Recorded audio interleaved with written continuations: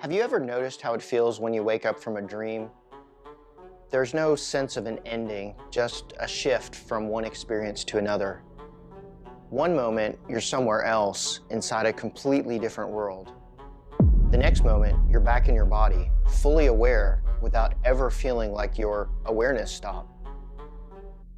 What if death works the same way?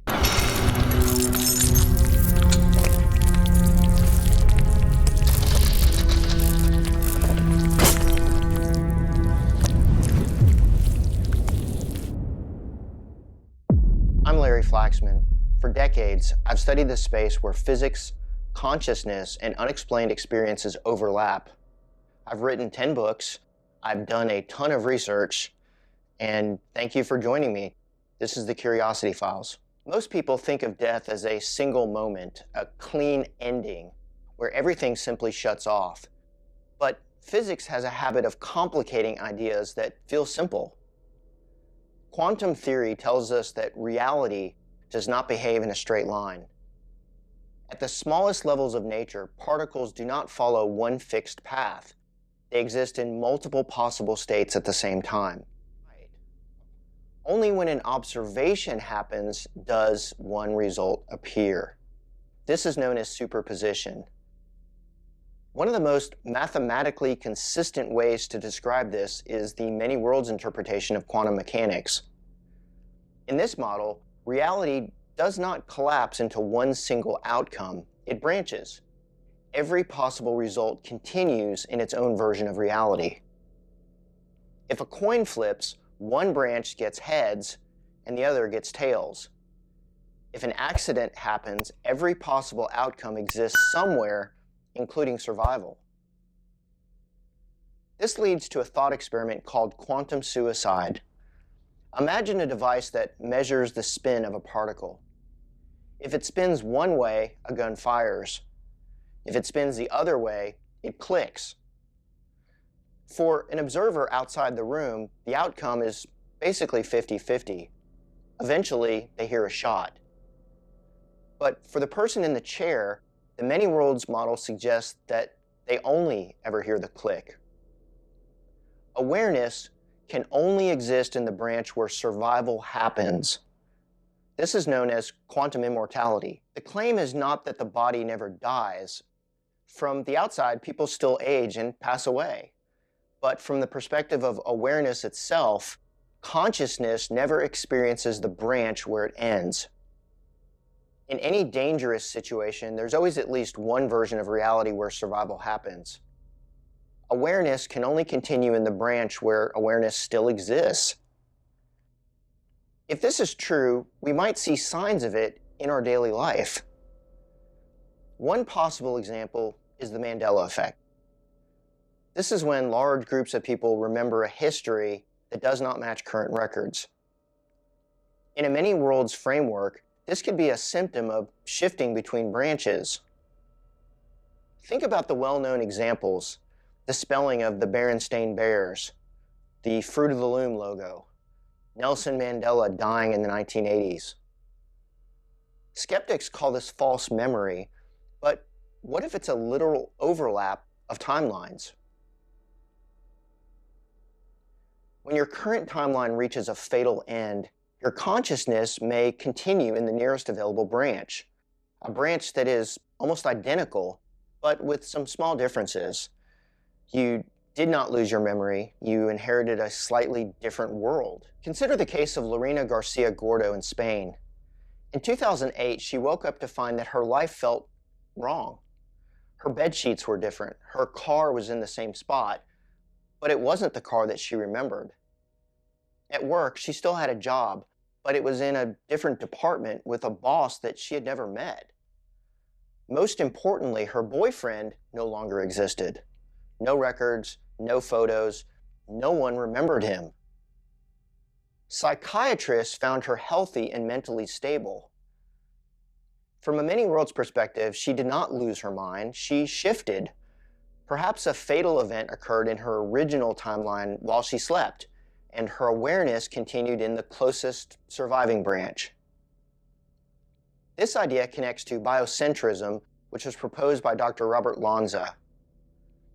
Lanza argued that life and consciousness are fundamental to the universe. They are not accidents that were created by matter. In biocentrism, space and time are tools of the mind.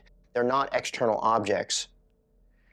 If life creates reality, then life cannot be ended by reality. Think of it kind of like electricity. When a light bulb breaks, the current does not vanish, it simply stops flowing through the filament. Now, consider the holographic principle. This concept in theoretical physics suggests that our three-dimensional universe is a projection of information stored on a two-dimensional surface. In this model, you're not just a body, you're actually a packet of information. Modern physics shows us that information is never destroyed. It can be scrambled, but it cannot be erased from the universe. Even black holes do not destroy information.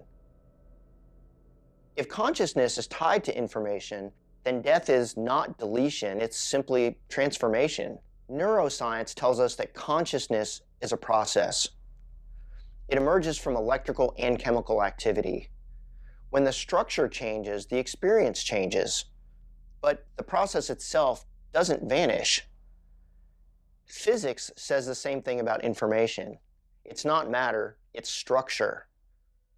If consciousness is built on information, then continuity becomes possible without memory. You may not remain the same person in the way that we define identity, but experience itself can continue. Physics doesn't promise personality survival. It suggests that awareness does not need a final endpoint. Now let's think about time. In everyday life, time feels like a straight line. But Einstein showed us that time bends and it stretches. At the quantum level, time may not even be fundamental. In the many worlds model, all possible moments exist across all branching timelines simultaneously. Consciousness moves through one path at a time. Quantum immortality suggests that awareness always follows the path where it can continue. When a fatal outcome happens, consciousness does not experience it, it shifts. This actually matches how many people describe near-death experiences. I've analyzed hundreds of NDE reports where survivors recall glimpsing an alternate version of the event. They remember the crash, they remember the fall, they remember the impact.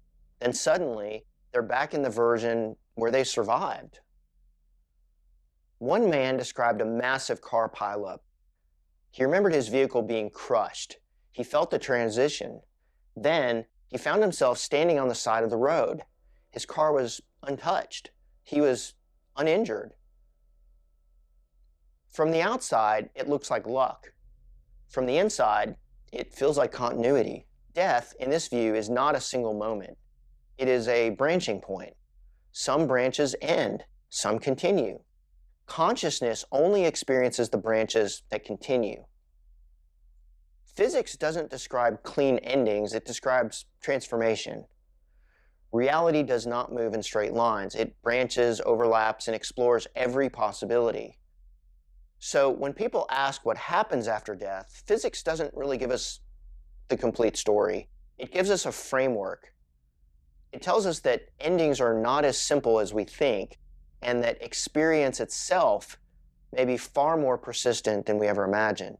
If this video changed how you think about reality, tap the like button so I know that these explorations matter to you. And if you want more science-driven conversations about what can exist and what we can measure, subscribe to my channel. If you'd like to support the research I'm doing, you can use the Buy Me a Coffee link in the description below. Your support helps me to keep filming and bringing these topics to you. Thanks for watching. I'm Larry Flaxman, and this is The Curiosity Files.